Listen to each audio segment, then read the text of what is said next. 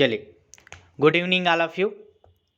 CGPSC handwritten notes के YouTube channel में आप सभी का बहुत बहुत स्वागत है। तो चलिए आज हम लोग अपना क्लास स्टार्ट करते हैं।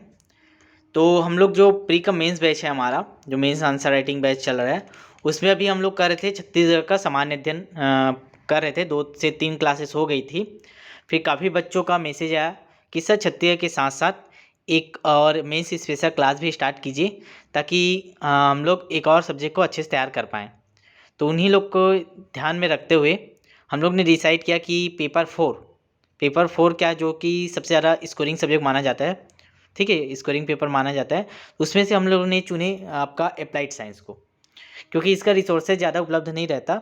आप यूट्यूब में भी खोजोगे तो आपको इसके क्लासेस नहीं मिलेंगे। बाकी सब्जेक्ट तो सब लोग पढ़ा देते हैं, लेकिन इसको नहीं पढ़ाते, ठीक है। तो हम लोग सोचे इसी का स्टार्ट करते हैं, इसी के आपको क्लासेस दी जाएंगी। तो एक बार आप लोग शेयर कर दीजिए जितने लोग नहीं जुड़े हैं।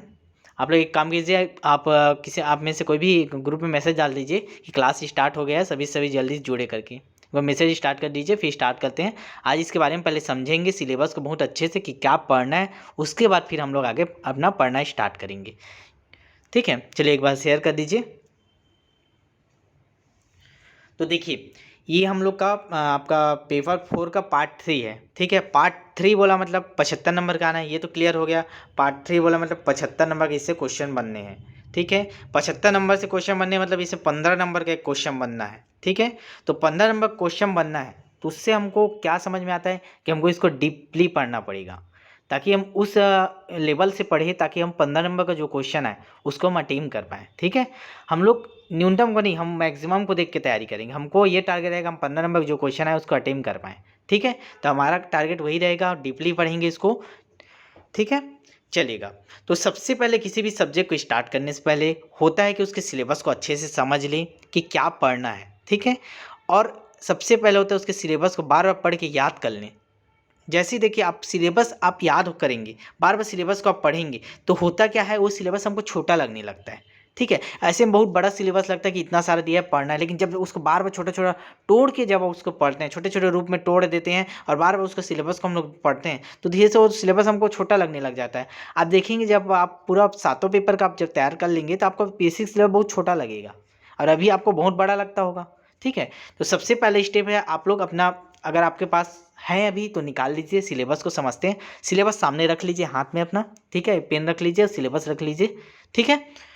और जिन लोग के पास नहीं है वो प्रिंट आउट निकलवा ही लीजिएगा। सिलेबस आपके पास हार्ड कॉपी में होना चाहिए, ठीक है। सॉफ्ट कॉपी में तो आप क्लास के साथ नहीं देख सकते, तो हार्ड कॉपी में होना चाहिए, ठीक है। तो आज हम लोग समझेंगे कि अप्लाइड व्यवहारिक साइंस में सबसे ज़्यादा नंबर कैसे लाएं, कैसे पढ़ें, इसको कैसे पढ़ें, उस पर बात करेंगे, ठीक है।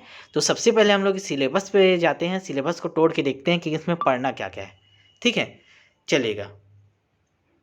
तो सबसे पहले हम लोग देखेंगे, इसको बांटते हैं तो किन किन पोर्शन में बटा हुआ है पेपर 4 का जो अप्लाइड साइंस है। तो सबसे पहला टॉपिक हमको दिखेगा ये ग्रामीण भारत में सूचना प्रौद्योगिकी की भूमिका, role of information technology in rural India.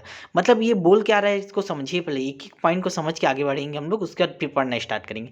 तो बोल रहे कि जो ग्रामीण अर्थव्यवस्था है, ग्रामीण व्यवस्था में सूचना प्रौद्योगिकी क्या क्या उपयोग है, कैसे हम लोग उसका उपयोग करते हैं, क्या क्या चीज़ों को जोड़कर हम लोग ग्रामीण क्षेत्रों में सूचना प्रौद्योगिकी का आजकल उपयोग हो रहा है। जैसे आप लोग देखे होंगे, अभी कोविड का चल रहा था, तो हम लोग सूचना प्रौद्योगिकी के माध्यम से ट्रेस करने के लिए आरोग्य सेतु ऐप बनाए थे। तो उन सब का प्रयोग करके हम लोग क्या ट्रैकिंग कर रहे थे, ठीक है। और क्या आपका जैसे अभी कोई भी स्कीम आती है सरकार की, तो अब सारी प्रोसेस ऑनलाइन हो जाती है। अब फिंगरप्रिंट लगाया, आधार कार्ड से कनेक्ट कर दिए, तो ये सब चीज़ में आईटी का प्रयोग हो रहा है ना। तो हमारा पहला है, सबसे पहला है हमारा आईटी है। तो सबसे हमको इन्फॉर्मेशन टेक्नोलॉजी को समझना पड़ेगा, उसको पढ़ना पड़ेगा, फिर उसको हम लोग ग्रामीण क्षेत्रों में उसकी क्या उपयोगिता है उस पर बात करना पड़ेगा। तो इस चीज़ को ध्यान में समझिए कि हमको पढ़ना क्या, उसको देखिए, एकदम आसान हो जाएगा आपका ये, ठीक है। बहुत डिटेल एनालिसिस करने पर आपके सामने ये रख रहे हैं हम लोग, ठीक है। तो इसमें यही चीज़ पढ़ना है, ठीक है। अब देखिए, सूचना प्रौद्योगिकी को लागू करने के लिए हमको क्या चाहिए, कंप्यूटर चाहिए, ठीक है। कंप्यूटर के बारे में क्या, हमको बेसिक इन्फॉर्मेशन चाहिए। तो इसमें आपको कंप्यूटर, फिर अगला क्या पढ़ना है, हमको कंप्यूटर की बेसिक आधारभूत ज्ञान हमको होना चाहिए, ठीक है। तो देखिए क्या है इसमें, फिर का अगला इसमें क्या पढ़ेंगे, कंप्यूटर का आधारभूत बेसिक ज्ञान, कंप्यूटर के बारे में पढ़ेंगे पूरा, ठीक है। एकदम डायरेक्ट क्वेश्चन आता है इसमें, जो कंप्यूटर वाला पोर्शन देखिए इसमें आपका देखो 15 नंबर का अगर क्वेश्चन बनेगा इससे, तो कैसे बनेगा, ये ग्रामीण भारत में सूचना प्रौद्योगिकी इससे बनेगा, ये कंप्यूटर वाले पोर्शन से नहीं बनेगा। इससे आपका 60 नंबर का 30 शब्द का, मतलब 60 शब्द का 30 शब्द का इनसे क्वेश्चन बनेगा, छोटा छोटा क्वेश्चन बनेगा, जैसे डायरेक्ट क्वेश्चन बनता है इसमें, आगे देखेंगे जब इसको डिटेल बात करेंगे, ठीक है। तो ये हमारा एक पोर्शन हो जाए, कंप्यूटर का IT लेवल में बांट दिए हैं इसको, ठीक है। पहले सिलेबस को समझिए, 3-4 हिस्से बांटे हैं इसको। फिर दूसरा हम लोग देखेंगे, हमको ऊर्जा संसाधन, ऊर्जा संसाधन के बारे में पढ़ना है, एनर्जी रिसोर्सेज के बारे में पढ़ना है, ठीक है। तो इसमें हम लोग देखेंगे अपना जो भी एनर्जी रिसोर्सेज में क्या क्या हम लोग उपयोगिता करते हैं, नवीनीकृत क्या क्या ऊर्जा के स्रोत है, नवीनीकृत ऊर्जा के स्रोत क्या है, क्या क्या हम लोग सौर ऊर्जा, एनर्जी, पवन ऊर्जा, क्या क्या जारी ऊर्जा, हमारे यहाँ जो जो क्षमताएं क्या क्या उपयोग करें। और इसको हम लोग भारत के परिप्रेक्ष्य में भी देखेंगे और छत्तीसगढ़ के परिप्रेक्ष्य में देखेंगे। जैसे कि बायो वो था हमारा इथेनॉल प्लांट का लग रहा है, अभी बार बार हो रहा है, ठीक है। गन्ने की खोई का बना रहे हैं, तो सबसे हम लोग ऊर्जा कैसे उसको उत्पादन कर सकेंगे, इन सब पे बात करेंगे, दोनों लेवल पे देखेंगे। भारत पे लेवल पे देखेंगे जैसे पुगा घाटी हो गया, ठीक है। इंडिया के लेवल पे देखेंगे जैसे टाटा पानी हो गया, वहाँ भी तो बन रहा है ना, एनर्जी के लिए काम कर रहे हैं। तो इन सब पे हम लोग बात करेंगे इसमें, जब बायो आपका जेट्रोफा हो गया, बायोफिल हो गया, ठीक है, इन सब पे बात करेंगे इसमें ऊर्जा संसाधन में। फिर अगला हमारा है भारत में वर्तमान विज्ञान और प्रौद्योगिकी का विकास, ये इम्पॉर्टेंट है, बहुत बड़ा अपने आप में ये पोर्शन है। Science technology development in India present, क्या क्या डेवलपमेंट किया हम लोग साइंस टेक्नोलॉजी में, इसके अंदर हम लोग सब जितने भी हम लोग का वैज्ञानिक है उनके बारे में पूरे पढ़ना पड़ेगा। जैसे होमी जहांगीर भाभा है तो क्या क्या बनाए हैं, ठीक है। APJ अब्दुल कलाम है, देखिए मिसाइल मैन के नाम से जाना जाता है, मिसाइल वुमेन किसको बोला जाता है। तो इन सब के बारे में क्या क्या हमारे अभी वर्तमान में क्या क्या रिसोर्स वो हो रहे हैं, आविष्कार हो रहे हैं, उनके बारे में पढ़ना पड़ेगा, ठीक है, सारी चीज़ों को। इसीलिए हम लोग का जो करेंट वाला बैच बना हुआ है उसमें हम लोग, मैं इंडिया लेवल का ही ज़्यादा करेंट डालता हूँ, क्योंकि CG लेवल का करेंट आपको किसी भी बुक में कोचिंग का उठाते हैं कहीं का भी जो मिलता है आपको 50 में मार्केट में, उसमें मिल जाता है, उसमें तैयारी हो जाता है। लेकिन इंडिया लेवल का उतना नहीं पढ़ पाते जैसा अभी पूछा जा रहा है, तो वो आपका पूरा मेंस में काम आएगा, ठीक है। जितने भी हम लोग उसको डेली पढ़ा कर आप लोग, जो भी मैं डालता हूँ ना वहाँ ग्रुप में, आपका जो वो ग्रुप बना हुआ करेंट अफेयर्स वाला और नोट्स वाला बैच में, तो उसमें जो भी डालते हैं उसको जरूर पढ़ा करो, आपके इसमें मेंस में डायरेक्ट काम आएगा।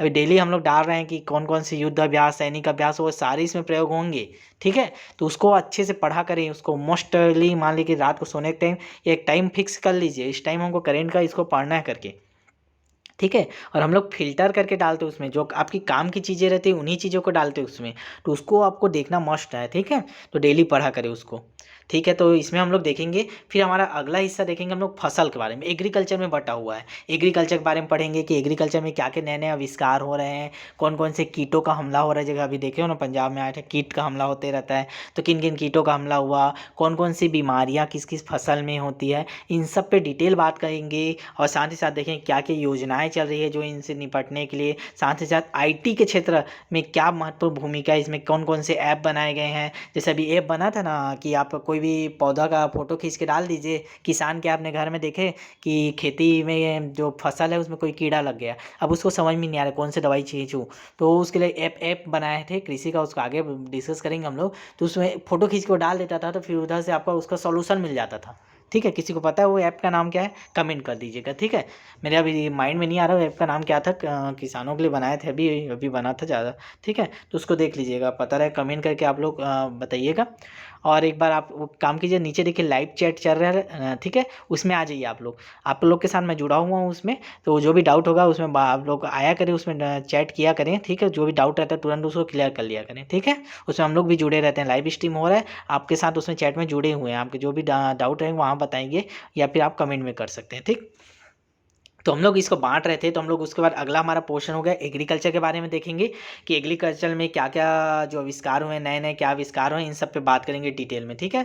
फिर अगला हम लोग का अगला पोर्शन इसमें आ जाता है आपका, देखिए तो ये जो तीनों पोर्शन पढ़ लिए, तीनों आपका IT हो गया, कंप्यूटर हो गया, और ऊर्जा हो गया, एनर्जी वाला हो गया, और ये आपका साइंस एंड टेक्नोलॉजी का डेवलपमेंट इन इंडिया हो गया, और कृषि, इतना पोर्शन को अगर हम लोग देखें तो इतना एक अलग पोर्शन है, इसमें लगभग 35 से 40 नंबर का, ठीक है, या 30 से 35 नंबर के इतना में से आता है, ठीक है।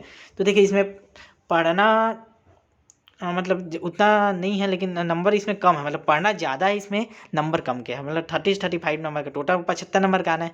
अब जो बच गया हिस्सा आपका लगभग 40 से 45 नंबर का, ठीक है, 40 से 45 नंबर का, वो आपका ईवीएस सेक्शन से आता है, ठीक है, उसको बहुत अच्छे से करना पड़ेगा। वहाँ से आपका 15 नंबर क्वेश्चन ज़्यादा उठने के चांसेस रहते हैं। तो देखते हैं अगला हम लोग का 40 से 45 नंबर का क्वेश्चन के लिए क्या तैयार करना पड़ेगा, उसको किन किन पोर्शन में बांटें। तो सबसे पोर्शन मोस्ट इंपॉर्टेंट होता है जैव विविधता और उसका संरक्षण, ठीक है। इसको एकदम डिटेल में पढ़ना है, और ये सिलेबस अपने आप में खुद बताता है कि हमको क्या पढ़ना है। अगर आप सिलेबस को समझ गए तो आप डिटेल को समझ जाएंगे कि पढ़ना क्या है आपको, ठीक है। जैसे जैव विविधता पढ़ेंगे, पहले समझेंगे जैव विविधता है क्या, उससे क्या क्या नुकसान हो रहे हैं, मतलब कैसे वो ह्रास हो रहा है, तो उसके संरक्षण के क्या उपाय हैं, ठीक है, इससे क्या प्रभाव पड़ रहा है। इसके प्रभाव में दोनों देखेंगे, अगर जैव विविधता को हम लोग बढ़ा रहे हैं तो क्या प्रभाव पड़ रहा है, या हम लोग उसका दोहन करें तो घट रहा है तो उससे क्या प्रभाव पड़ रहा है। तो ऐसे करके हम लोग जैव विविधता को एकदम डिटेल से पढ़ेंगे, जो जो इसमें अंदर पॉइंट लिखे हुए सारे को हम लोग इसको पढ़ेंगे। ये मोस्ट इंपॉर्टेंट, यहाँ से 15 नंबर का आपका क्वेश्चन जो बनना रहता है, यहाँ से ज़्यादा उठने के चांसेस रहता है, यहीं से ज़्यादा उठा है, ठीक है। तो इसको डिटेल में कवर करेंगे, और ये वाला पोर्शन बहुत इंपॉर्टेंट है, इसमें 40 से 45 नंबर का आपका डायरेक्ट क्वेश्चन उठता है इसमें से, ठीक है। फिर अगला देखेंगे हम लोग प्रदूषण में बांटे हैं, अगला पोर्शन क्या है हम लोग का, पर्यावरण प्रदूषण है।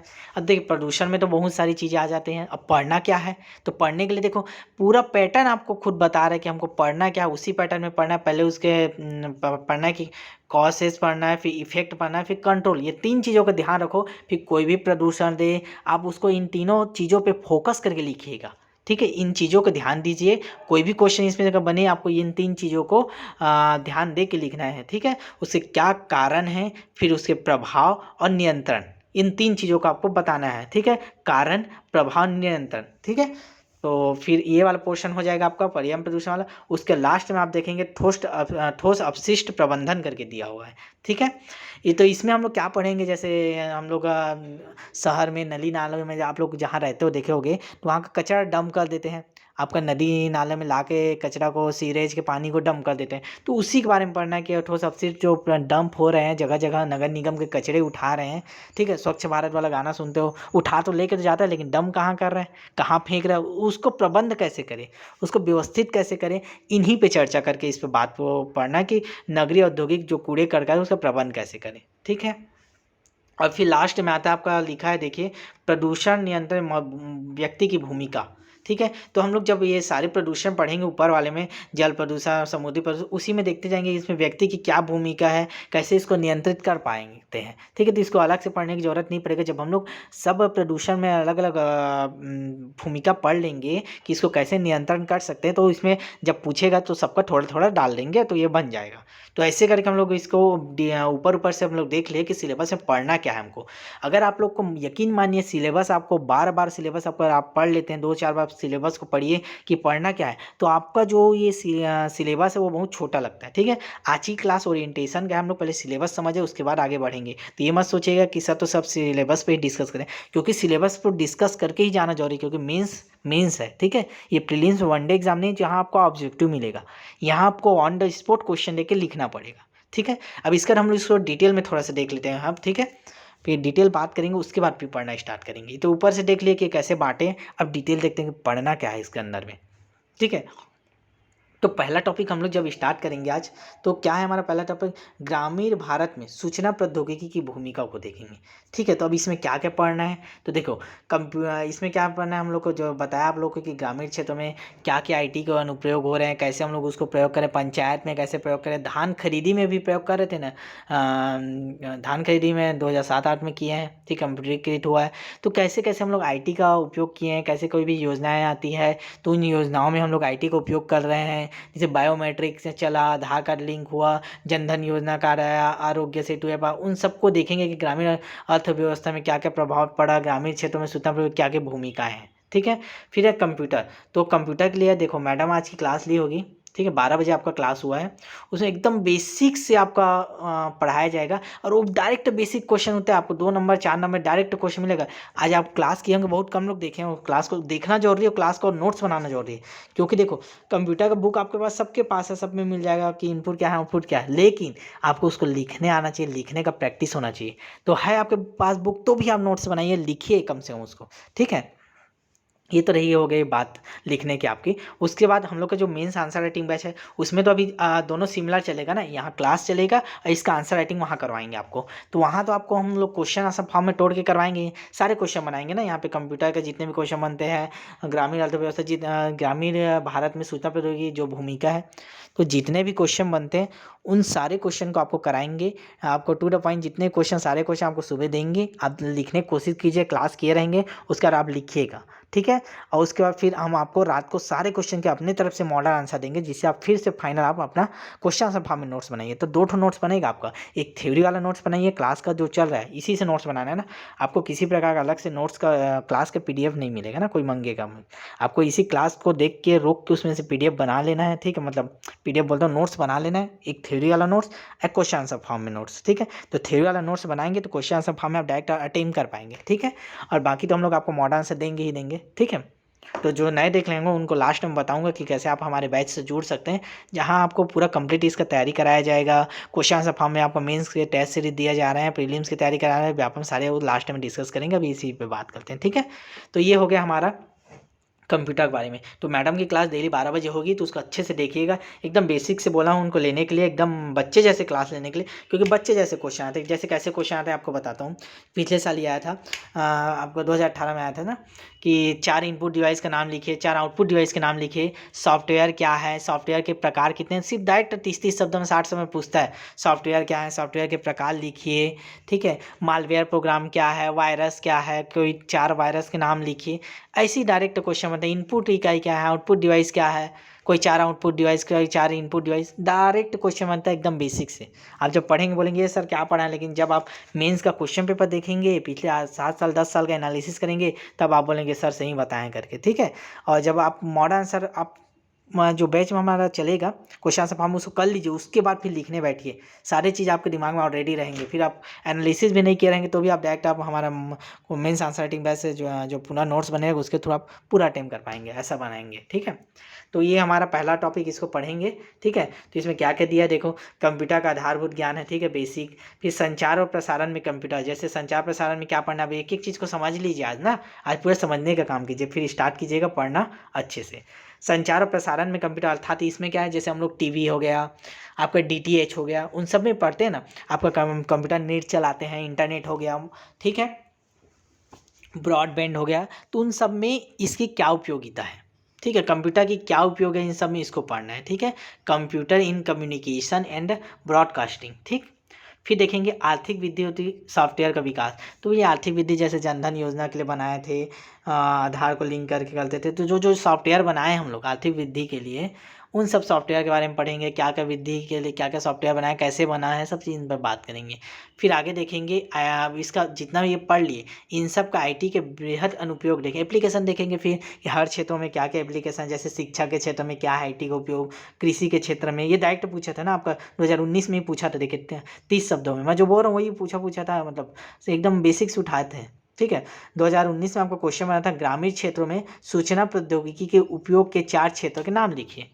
डायरेक्ट आपका 2 नंबर का ऐसी पर, तो क्या लिखना था, शिक्षा क्षेत्र में होता है, कृषि के क्षेत्र में, आर्थिक क्षेत्र में, लोक सेवा के क्षेत्र में, ठीक है। जैसे लोक सेवा क्षेत्र में क्या होता है, तो जैसे लोक सेवा क्षेत्र में आप बताएंगे कि सार्वजनिक वितरण प्रणाली। आप लोग जाते हो, जिन लोग जाते होंगे चावल लेने, तो आजकल का कंप्यूटरीकृत हो गया है, ठीक है। सार्वजनिक वितरण प्रणाली आपका चढ़ा देगा, नाम वाम सब कंप्यूटर में काम करते हैं। फोटो खींचेगा आपका, फोटो खींच के अपलोड कर देगा जो लेने जाते हैं उनका, ऐसा सारी चीज़ें होता है ना, जो लोग लेने जाते हैं उन लोग देखेंगे। तो ये लोक सेवा क्षेत्र में हो गया। आर्थिक क्षेत्र में क्या होता है, जैसे ग्रामीण हाट बाजार हो गया, कुटीर उद्योग का नेटवर्क से जोड़ना, ये सब हो गया। और कृषि क्षेत्र में क्या हो गया, नए नए प्रौद्योगिकी का प्रयोग कर मौसम के पूर्वानुमान दे देते हैं हम लोग, बीज का जानकारी देते हैं, कौन सा बीज अच्छा है, मौसम संबंधी जानकारी देते हैं, तो उन सब में प्रयोग हो रहा है। शिक्षा के में तो अभी आप देख ही रहे हो, शिक्षा का तो अभी खुद ही उपयोग कर रहा हूँ, मैं यहाँ से पढ़ा रहा हूँ, आपको मिल रहा है। तो ये सारे IT का उपयोग, तो ये पूछना, तो अब देखिए इतना ही में आप समझ गए, आप नहीं भी पढ़ाऊँगा तो आप डायरेक्ट क्वेश्चन आएगा तो लिख सकते हो। तो यही रहता है, सबसे पहला स्टेप रहता है हमारा तैयारी का, कि सिलेबस को इतने अच्छे से समझ लो, इतने अच्छे से कि किसी टीचर के अगर नहीं भी पढ़ाएगा तो उसकी ज़रूरत नहीं पड़ेगा, अगर आप सिलेबस को अच्छे से समझ लेते हो। टीचर की ज़रूरत यहीं पे होती है कि आपको सिलेबस को अच्छे से समझा पाए, ठीक है। चलेगा, आगे देखेंगे। फिर अगला हम लोग ऊर्जा संसाधन में तो देख ही लेंगे कि ऊर्जा की कहाँ कहाँ हमारी आवश्यकता है, कहाँ कहाँ मांग है, डिमांड ऑफ एनर्जी, ठीक है, ऊर्जा की मांग। तो इसको देखेंगे हम लोग कहाँ कहाँ मांग हो रहा है, ठीक है। जैसे नवीनीकृत अनवीनीकृत ऊर्जा स्रोत, तो कोयला हो गया, जीवाश्म, पेट्रोल, ईंधन, इन सब पे बात करेंगे।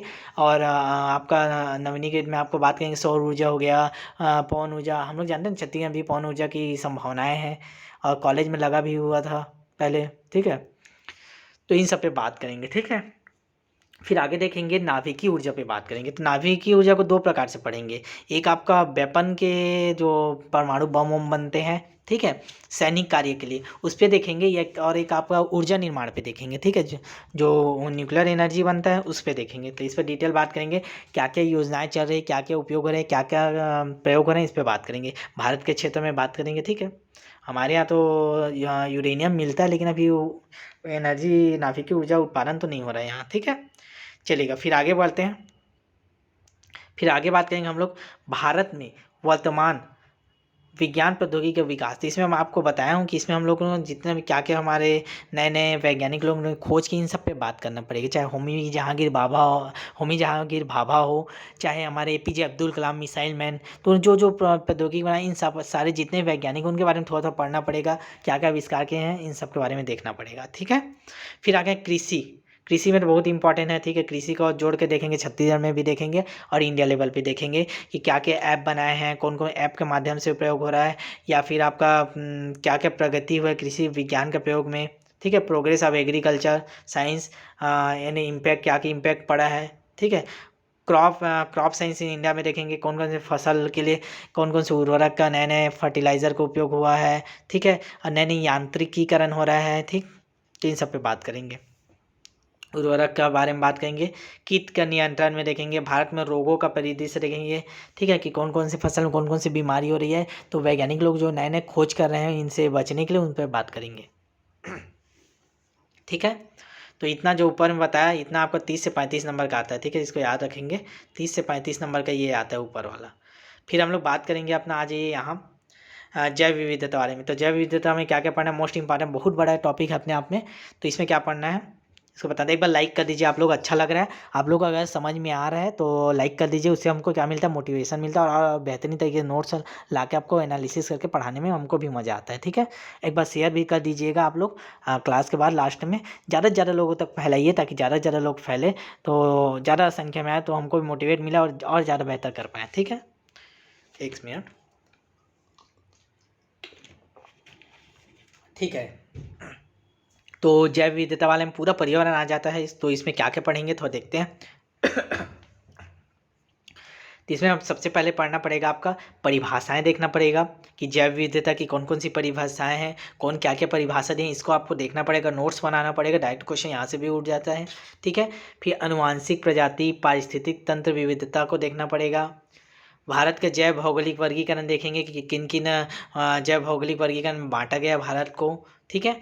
फिर सबसे इम्पॉर्टेंट हो जाता है जैव विविधता का महत्व देखने हैं, और विनाशकारी उपयोग, उत्पादन, उपयोग, इन सबको हम लोग देखेंगे, ठीक है। फिर आगे देखेंगे सामाजिक, नैतिक, वैकल्पिक दृष्टि से क्या क्या महत्व है इसका जैव विविधता की। फिर आगे हमारा लिखा हुआ सिलेबस में विश्व स्तरीय जैव विविधता, राष्ट्रीय स्थानीय स्तर पर जैव विविधता, इन सब पे देखेंगे। तो हम लोग देखेंगे कि विश्व के परिप्रेक्ष्य में कैसी हमारी जैव विविधता है, उस कैसे उनका संरक्षण कर सकते हैं। फिर स्थानीय लेवल पे बात करेंगे। ऐसे दोनों लेवल पे बात करके हम लोग क्वेश्चन बनाएंगे और देखेंगे कि क्या क्या क्वेश्चन जो पुराने आए तो उनको भी आपको कराएंगे ना। मेंस आंसर टीम बैच में आपको पहले पुराने नए सारे क्वेश्चन कराएंगे, ठीक है।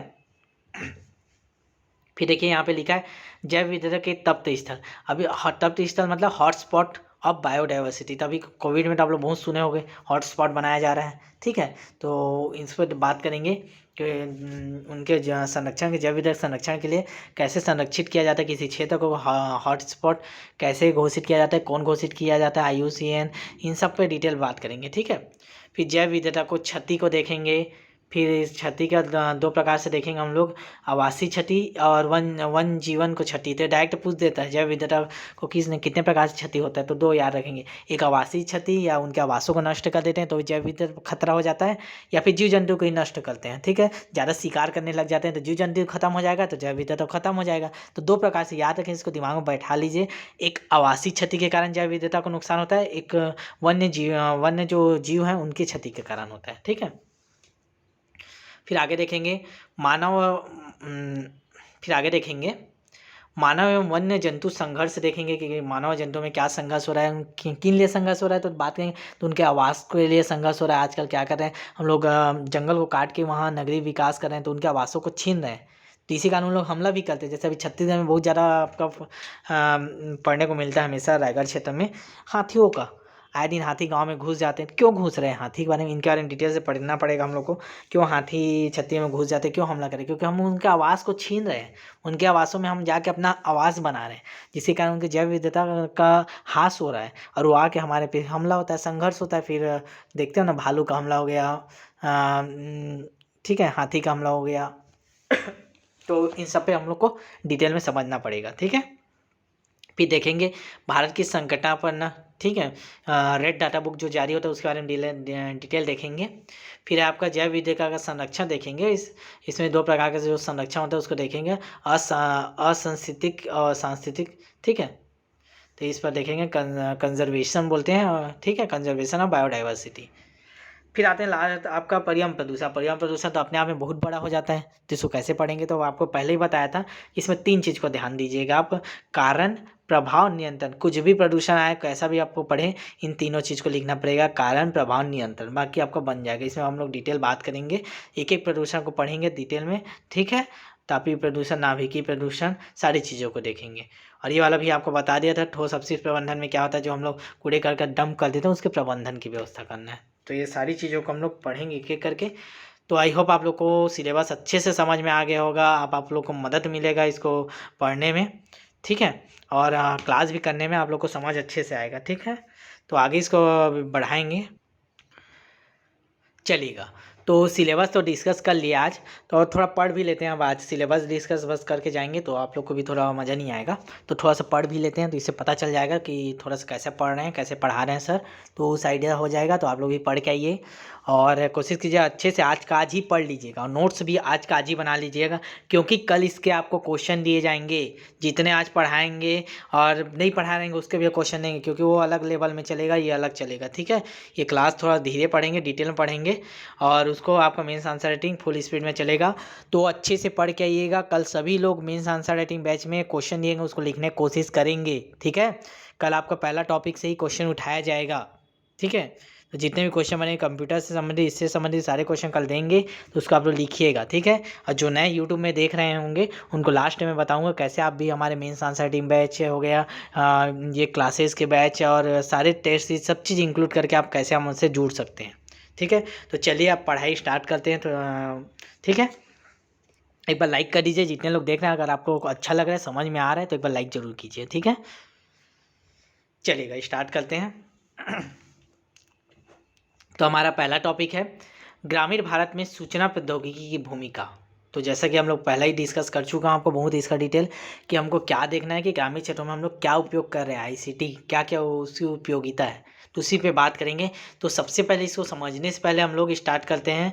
इसका सिलेबस तो देख लिए ना, तो कंप्यूटर वाला तो मैडम बता देगी, ठीक है, बता भी दिया कैसे क्वेश्चन बनते, तो क्लास कीजिए मैडम का। आपको लगेगा कि ईजी है, तो टाइम पास जैसे हो जा रहा है बोल के, लेकिन नहीं, वही क्वेश्चन आएगा मेंस में आप, ठीक है। तो आप डेली क्लास कीजिए 12 बजे वाला, ठीक है, अपलोड हो जाता है 12 बजे करेक्ट, आप देख लीजिए करें डेली, और नोट्स बनाइएगा। आपका 3 सब्जेक्ट चल रहा है, ठीक है, तो आप 4 सब्जेक्ट हो जाएगा आपका, समझो।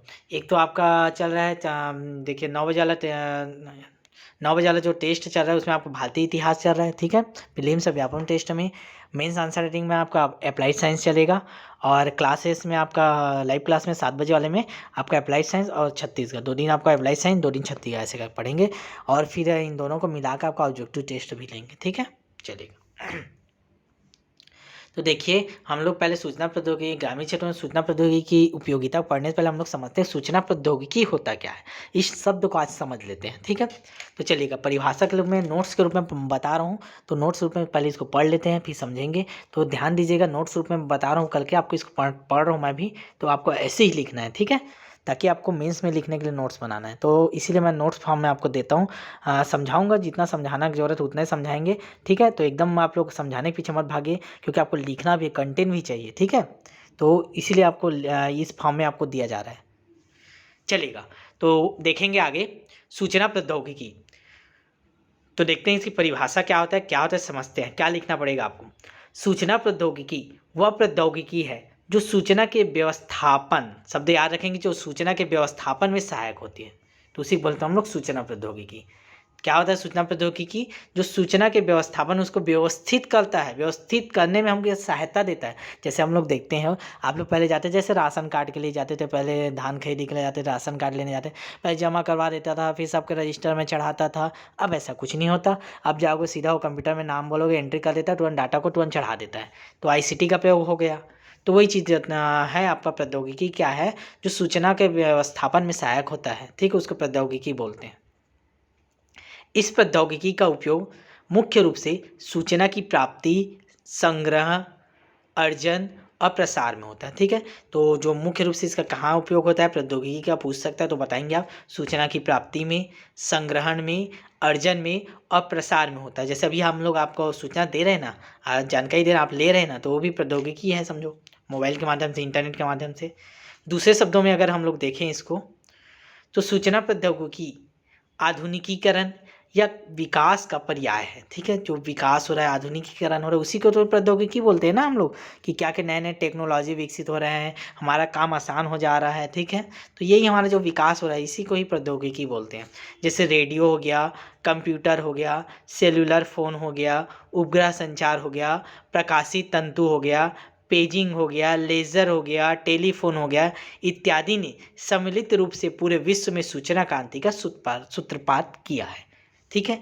तो बेसिक जानकारी हम लोग देख लिए। अगर मेंस में आता है तो इसका प्रयोग कर सकते हैं लिखने में। सूचना प्रौद्योगिकी का अर्थ बताइए, क्वेश्चन बन सकता है आपको। देखिए, मेरे साथ पढ़ने में आपका बेनिफिट ये होगा कि मैं आपको मेंस आंसर राइटिंग भी करा रहा हूँ, तो आपको यहाँ भी बताऊँगा कि क्वेश्चन ये बन सकते हैं, तो ये लिखिएगा। तो आप यहाँ से भी लिख सकते हैं आंसर। बाकी आपको मैं तो मॉडल आंसर बना के दूंगा ही दूंगा, आपको हर क्वेश्चन के मॉडल आंसर दूंगा आपको, ठीक है, ताकि आप लोग का आसानी हो। फीडबैक देने से उतना बेनिफिट नहीं है। आप जो लिख के जमा करते हो, फीडबैक दे दूंगा, तो आप कितना क्वेश्चन की गलतियों को आप सुधारेंगे, कितने गलतियों को मैं सुधरवाते रहूँगा। तो उससे अच्छा है आप अंदर के, अपने अंदर की जो गलतियों को खुद सुधारो। इसीलिए हम लोग मॉडल आंसर दे देते हैं, उसको देख के सीखो, आप लिखना सीखो। आदर्श वाली बातें कर देंगे, राइटिंग सुधार लो, और या फिर वर्ड लिमिट को ध्यान दो, तो उससे आपको बेनिफिट नहीं मिलने वाला है। आपको मॉडल आंसर दे रहे हैं तो उससे आपको बेनिफिट मिलेगा। आप देख के उसको सुधार के, कम से कम उस क्वेश्चन को लिख तो पाओगे। और बस मुंह में बता देंगे ऐसे कर लो ऐसे कर लो, कहाँ लिख पाओगे आप? मेहनत आपका डबल लग जाएगा, फिर नहीं मिल पाते, बहुत लोग छोड़ देते हैं फिर, ठीक है। तो चलिए अभी परिभाषा देख लेते हैं। तो परिभाषा यूनेस्को ने क्या परिभाषा दी, ऐसे ना 2-4 परिभाषा आप तैयार करके रखा करिए, ऐसे परिभाषा देने से नंबर बढ़ जाते हैं, ठीक है। तो चलिए देखा, यूनेस्को के अनुसार देखें सूचना प्रौद्योगिकी की परिभाषा। आवाज़ आ रही है आप लोग को प्रॉपर, ठीक है। क्या थोड़ा लंबा समय कभी आदत नहीं था ना, ज़्यादा बहुत दिन से क्लासेस छूट गई थी, तो थोड़ा सा थक भी जा रहा हूँ मैं भी, ठीक है। तो थोड़ा आवाज़ देख लीजिएगा, कमेंट करके बताइएगा अच्छा आ रहा है कि नहीं आ रहा है, फिर आगे इसको सुधार करेंगे, ठीक है। चलेगा। तो यूनेस्को के अनुसार देखते हैं, नोट्स आपको बनाते जाना है क्लास के साथ, या क्लास के बाद इसको फिर से एक बार देखिए और नोट्स बनाइए। अब पूरा देखिएगा, डेली का वीडियो एक भी मत छोड़िएगा, ठीक है। ये कंटेंट आपको कहीं नहीं मिलने वाला, कहीं भी यूट्यूब में खोज लीजिए, कहीं भी कोई नहीं पढ़ाता ना, तो आपको ये क्लासेज बैच मिलेगी। अभी कुछ दिन आपको यूट्यूब में मिल रहा है, धीरे से इसको यूट्यूब से हटा देंगे, प्राइवेट करके आपको उसी बैच में देंगे। अभी यूट्यूब में देने का उद्देश्य है कि ज़्यादा से ज़्यादा लोगों तक ये जानकारी पहुँचे कि क्लासेस स्टार्ट हो गई है। तो ये आप लोग से इसीलिए भी मैं बोल रहा हूँ कि आप लोग ज़्यादा से ज़्यादा शेयर कीजिए, ताकि ज़्यादा से ज़्यादा लोग आएँ और हम लोग और बेहतर कर पाएँ, ठीक है। चलिएगा, अब देखते हैं यूनेस्को के अनुसार सूचना प्रौद्योगिकी की परिभाषा। सूचना प्रौद्योगिकी वैज्ञानिक प्रौद्योगिकी और इंजीनियरिंग का विषय है। कौन बोलता है? यूनेस्को बोलता है कि जो सूचना प्रौद्योगिकी है वे वैज्ञानिक प्रौद्योगिकी और इंजीनियरिंग का विषय है, और सूचना प्रोसेसिंग, उसके अनुप्रयोग तथा प्रबंध की तकनीकी है। तो क्या क्या बोल रहा है, हाईलाइट करके ले रखिएगा, याद करके, ठीक है। कंप्यूटर और उनकी मानव तथा मशीन के साथ अंतःक्रिया है ये प्रौद्योगिकी, एवं संबंध है सामाजिक, आर्थिक, सांस्कृतिक विषय का, ठीक है। तो हमारे जो सामाजिक, आर्थिक, सांस्कृतिक विषय, उनके साथ जो संबंध है कंप्यूटर का, यही सारे हमारा क्या कहलाता है, तो प्रौद्योगिकी कहलाता है। ये कौन बोला? सूचना प्रौद्योगिकी कहलाता है। बोला कौन? बोला यूनेस्को बोला है। तो यूनेस्को का याद रखिएगा, इसको लिख के रखिएगा, नोट्स बना लीजिएगा यूनेस्को के अनुसार को, ठीक है। ये परिभाषा देख लीजिए। अब थोड़ा सा देख लेते हैं, महत्व देख लेते हैं, ठीक है। सूचना प्रौद्योगिकी का महत्व क्या है, तो महत्व को देख लेते हैं। सूचना प्रौद्योगिकी क्या क्या महत्व आप देखते जाइएगा, ठीक है, नोट करते जाइएगा। सूचना प्रौद्योगिकी सेवा अंतरण का आधार है, या मतलब सर्विस इकोनॉमी का। ठीक है, इकोनॉमी के क्षेत्र में हम लोग इसका प्रयोग करते हैं ना, तो उसी का आधार है हमारा सूचना प्रौद्योगिकी। ठीक है, चलेगा, आगे देखते हैं, अगला पॉइंट देखेंगे। पिछड़े देशों में सामाजिक और आर्थिक विकास के लिए सूचना प्रौद्योगिकी एक सम्यक टेक्निक है। ठीक है, अप्रोप्रिएट टेक्नोलॉजी है बोला। ठीक है, तो ये सारे पॉइंट आप टू द पॉइंट ऐसे ही इसको लिख के प्रैक्टिस करेंगे, और आप लिखेंगे डायरेक्ट क्वेश्चन पूछता है कि उसका महत्व बताइए करके। ठीक है, डायरेक्ट देता है सूचना प्रौद्योगिकी का महत्व संपादित करिए, 30 शब्द 60 शब्दों में देता है। ठीक है, या बड़ा क्वेश्चन भी दे सकता है आपका 8 नंबर वाले में। ठीक है, चलेगा, अगला देखते हैं। गरीब जनता को सूचना संपन्न बनाकर ही निर्धनता का उन्मूलन किया जा सकता है। इसका ये महत्व है। देखो, सूचना प्रौद्योगिकी के माध्यम से पहले क्या होता था, कोई भी योजना आती थी सरकार का, गरीब लोग को पता नहीं चल पाता था। ठीक है, तो इसीलिए सरकार क्या किए, आईटी का प्रयोग करने लगे, नए नए ऐप ला दिया। अब ऐप के माध्यम से आप खुद बैठे बैठे आप जान सकते क्या की योजना चल रहा है, खूब चंबघेल योजना चल रहा है, और डायरेक्ट इसके माध्यम से पैसा जो रहता है हितग्राहियों के बैंक के अकाउंट में जा रहा है। ठीक है, तो उनका उन्मूलन हो रहा है निर्धनता का। नहीं तो क्या होता था, आ रहा है 200 लोगों का, और सरपंच ही 100 लोग का खा देता है, 100 लोग का दिखाता है कि 100 लोग का रखता है मजदूर, अब दिखाता है वहाँ 200 लोग को, तो ऐसे कर खा देता था पैसे को। सब जगह आप लोग देखोगे, आपके एरिया में सब जगह ऐसे ही होता था। ठीक है, तो यही सबसे बचने के लिए आईटी का प्रयोग किया गया है।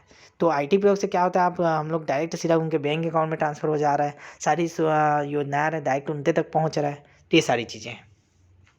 ठीक है, तो इनको लिखना कैसे, ये तो समझ लेते हैं समझाने, लेकिन लिखना कैसे, तो गरीब जनता को सूचना संपन्न बनाकर ही निर्धनता का उन्मूलन किया जा सकता है, ये उसका महत्व है। अगला देखेंगे, सूचना संपन्नता से सशक्तिकरण होता है। सूचना तकनीकी प्रशासन और सरकार में पारदर्शिता लाती है। तो बहुत इंपॉर्टेंट जो अभी आपको समझाया। ठीक है, इससे भ्रष्टाचार भी कम हो जाता है ना, सूचना प्रौद्योगिकी के माध्यम से। इससे भ्रष्टाचार को कम करने में सहायता मिलती है। ठीक है, जो बोला लिखा हुआ है। ठीक है, तो ये देख लीजिएगा। तो ये महत्व हम लोग देख रहे थे, और देखते हैं सूचना तकनीकी का प्रयोग योजना बनाने में, ठीक है, योजना के निर्धारण में और उसके निर्णय लेने में उपयोग होता है। तो इसको भी याद रखेंगे। ये सारी चीज़ें आप जानते हैं, बस आपको लिखने का तरीका सीखना है कि क्या चीज़ वो लिखना है। ठीक है, नोट्स बनाइए, तब आप सीखते जाएंगे। आगे है यह नए रोजगारों का सृजन करती है। सूचना तकनीकी नए रोजगार सृजन करेंगे ही करेंगे। अब कंप्यूटर सीखेंगे, उस फील्ड में काम करने के लिए लोगों को चाहिए। ठीक है, इस क्षेत्र में फिर शिक्षा में आदमी कंप्यूटर साइंस में आगे पढ़ाई स्टार्ट करेगा, तो ऐसे करके रोजगारों का भी सृजन करती है।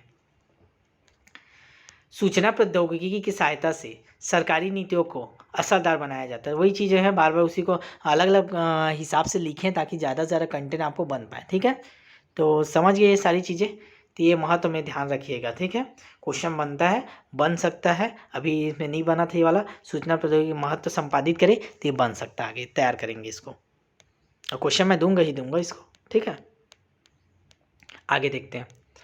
अब देख लेते हैं घटक, और देख लेते हैं, फिर क्या करेंगे आगे से, फिर इसका डिटेल पढ़ेंगे नेक्स्ट क्लास में। अभी देख लेते हैं सूचना प्रौद्योगिकी के विभिन्न घटक। तो देखिए, सूचना प्रौद्योगिकी हम लोग 3 घटक में बांटे हैं। ठीक है, तो इन तीनों घटक को हमको देखना है। ठीक है, तो क्या क्या घटक है, ये डायरेक्ट क्वेश्चन बनेगा आपका, सूचना प्रौद्योगिकी के विभिन्न घटकों को संपादित करें। लगभग आपका 8 नंबर में बन सकता है ना, याद रखेंगे। तो इसको भी क्वेश्चन आपको कराएंगे, देंगे लिखने के लिए, तो अच्छे से इसको नोट कर लीजिएगा। तो 3 घटक में बांटे हैं, 3 घटक में। ठीक है, क्या क्या है, तो पहला कंप्यूटर हार्डवेयर प्रौद्योगिकी। ठीक है, सूचना प्रौद्योगिकी 3 घटक है, कंप्यूटर हार्डवेयर प्रौद्योगिकी, दूसरा कंप्यूटर सॉफ्टवेयर प्रौद्योगिकी, तीसरा दूरसंचार व नेटवर्क प्रौद्योगिकी। ठीक है, तो इन तीनों को भी पढ़ेंगे, तो समझते क्या क्या आता है इनके अंतर्गत, फिर आगे बात करते हैं। चलेगा, तो देखेंगे एक एक करके। तो पहला देखते हैं कंप्यूटर हार्डवेयर प्रौद्योगिकी। तो इसके अंदर क्या क्या आते हैं, बस इसी को देखना है। ठीक है, डिटेल नहीं जाएगा, इतना ही लिखने को आता है कि इसके विभिन्न घटक लिखे, तो 2-2 लाइन में, 3-3 लाइन में, 2-2 लाइन में आपको लिखना पड़ेगा। ठीक है, 60 शब्द में आते हैं तो 20-20 शब्दों में लिखना पड़ेगा तीनों को, तो 60 शब्द में होगा, और बड़ा आते हैं तो बड़ा लिखना पड़ेगा। तो देखते हैं पहला कंप्यूटर हार्डवेयर प्रौद्योगिकी। इसके अंतर्गत माइक्रो कंप्यूटर, ठीक है, सर्वर, बड़े मेनफ्रेम कंप्यूटर के साथ साथ इनपुट आउटपुट और संग्रह स्टोरेज जो डिवाइस होते हैं वो सारी डिवाइस आते हैं। तो ये कंप्यूटर वाली मैडम पढ़ाएगी आपको एक एक, क्या माइक्रो कंप्यूटर क्या होता है, सर्वर मेनफ्रेम कंप्यूटर क्या होता है। ये जब वहाँ पढ़ोगे तो आप लोग पढ़ लोगे, उसको समझ लीजिएगा। बस यहाँ पे बताना है कि कंप्यूटर हार्डवेयर के अंतर्गत क्या क्या आता है। ठीक है, डेली क्लास देखिएगा कंप्यूटर की भी। आगे फिर देखेंगे दूसरा प्रकार है कंप्यूटर सॉफ्टवेयर प्रौद्योगिकी। तो इसके अंतर्गत क्या क्या आता है, इसके अंतर्गत प्रचालन प्रणाली ऑपरेटिंग सिस्टम, ठीक है, हिंदी में क्या बोलते हैं देखिए, ऑपरेटिंग सिस्टम को प्रचालन प्रणाली बोलते हैं।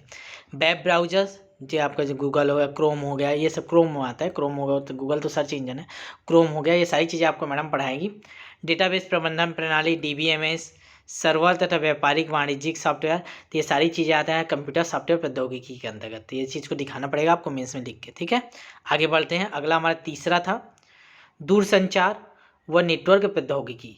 इसके अंतर्गत क्या होता है, दूरसंचार के माध्यम, प्रक्रमण, प्रोसेसर, ठीक है, प्रोसेसर तथा इंटरनेट से जुड़ने के लिए तार, बेतार पर आधारित सॉफ्टवेयर, मतलब वायरलेस और आपका वायर और वायरलेस वाला, ठीक है, आधारित सॉफ्टवेयर, नेटवर्क सुरक्षा, सूचना का बूटन, जिस बूटन को क्या बोलते हैं, सूचना के बूटन क्रिप्टोग्राफी बोलते हैं। तो ये सारी चीज़ें आपके आते हैं दूरसंचार नेटवर्क प्रौद्योगिकी का, ठीक है। तो इसमें इतना डिटेल में मत जाइएगा, बस इतना याद रखिएगा कि सूचना प्रौद्योगिकी विभिन्न घटक कौन कौन से, तो आपको तीनों दिखाना पड़ेगा। ये क्वेश्चन मोस्ट इंपॉर्टेंट है, बन सकता है, याद रखेंगे, ठीक है, तीनों, ठीक है। तो आगे बढ़े, थोड़ा सा और कर लेते हैं, प्रभाव देखें क्या, चलिए प्रभाव बस और देख लेते हैं, फिर क्लास को आज यहीं स्टॉप करेंगे, फिर आगे नेक्स्ट क्लास में करेंगे, ठीक है, क्योंकि नोट्स भी आपको बनाना है डेली और पढ़ के तैयार भी करना है, ताकि मेंस आंसर राइटिंग भी लिखना है, ठीक है।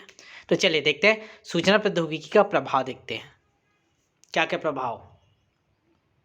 तो देखिए आंसर राइटिंग फॉर्म में लिखना है, तो आंसर राइटिंग फॉर्म में इसको पढ़ते हैं क्या है, चलिएगा। सूचना प्रौद्योगिकी ने पूरी धरती को एक गांव बना दिया। जैसे देखिए गांव में क्या रहता है, एक गांव रहता है, वहाँ आदान प्रदान करते हैं, सब्जी खत्म हो गया, जा तो पड़ोसी के यहाँ से ले लाना, जा तो दे तो सब्जी पड़ोसी, दे तो पड़ोसी सब्जी का ले लाते हो, नमक खत्म हो गया तो अपने, आप लोग जैसे रहते हो ना, अभी स्टूडेंट लोग रह रहे हो हॉस्टल में, तो नमक खत्म होता है, बगल वाले जाकर नमक मांग के ले लाते हो, भाई थोड़ा नमक दे दो, भाई थोड़ा अचार दे दो, मतलब थोड़ा शक्कर दे दो, तो आदान प्रदान करते हो ना। और गाँव में जैसे मेन होता है आदान प्रदान, शहर में तो नहीं होता, शहर लोग नहीं मांगते हैं ना। तो सूचना प्रौद्योगिकी ने पूरी धरती को एक गांव बना दिया है।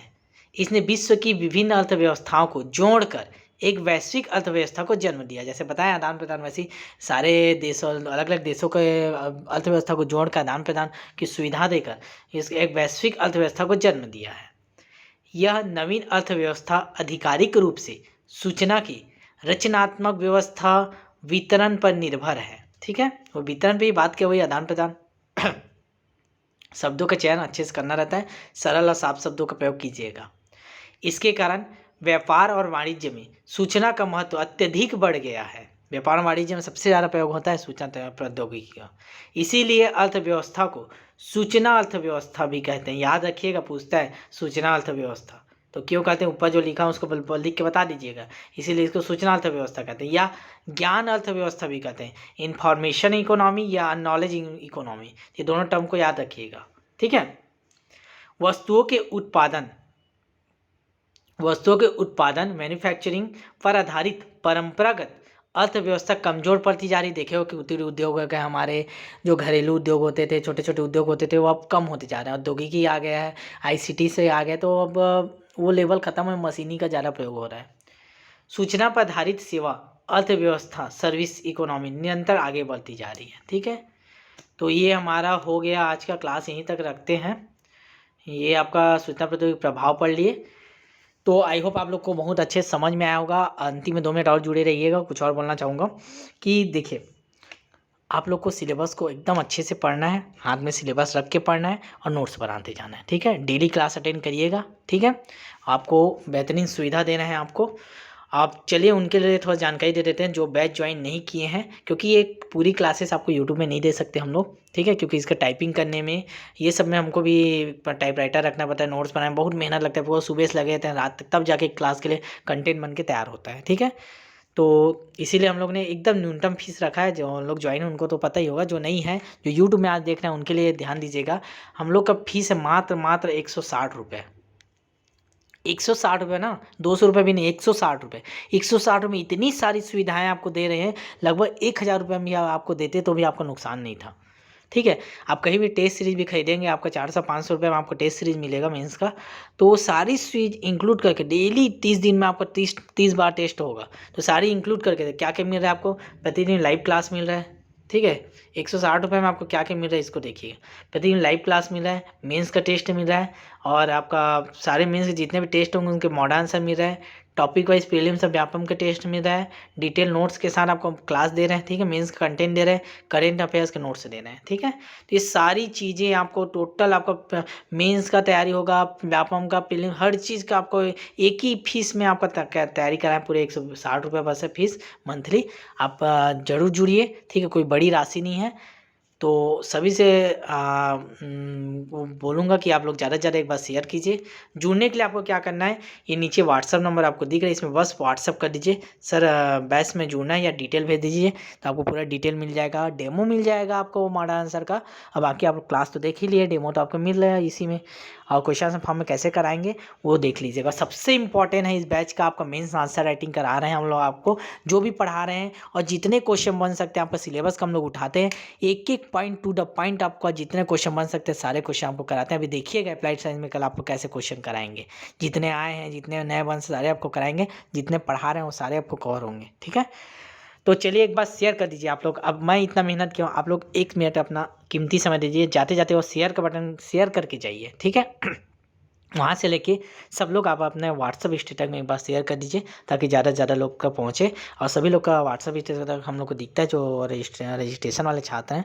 तो आज देखते हैं कितने लोग शेयर करते हैं। आप लोग कर दीजिए, तो हमेशा बोलता हूँ लेकिन आप लोग करते नहीं, आज कर दीजिए। क्लास अच्छा लगा है ना, तो आप लोग सभी लाइक कर दीजिए और शेयर कर दीजिए, और बताइए आगे चाहिए कि नहीं चाहिए, अच्छा लगा होगा या कुछ सुधार करना होगा तो सुधार भी आप बता सकते हैं, कमेंट में आप कमेंट कर सकते हैं, ठीक है। तो चलिए मिलते हैं फिर नेक्स्ट क्लास में, और जो नए होंगे रजिस्ट्रेशन जरूर करा लीजिए, सारी सुविधाएं आपको मिल रही है 160 रुपये में, तो सुविधा लीजिए, ठीक है। और इधर उधर के कोचिंग, ऑनलाइन कोचिंग, ये सब के चक्कर में पढ़ने से पहले एक बार सोचिए कि बेनिफिट कहाँ है, कैसे हमको क्वेश्चन आना है, कहाँ से हमको नौकरी लगना है, क्योंकि मेंस आंसर राइटिंग बहुत जरूरी है आपको, ठीक है, अहम भूमिका निभाती है। तो चलिए शेयर कर दीजिए, मिलते हैं नेक्स्ट क्लास में, तब तक के लिए ऑल द बेस्ट।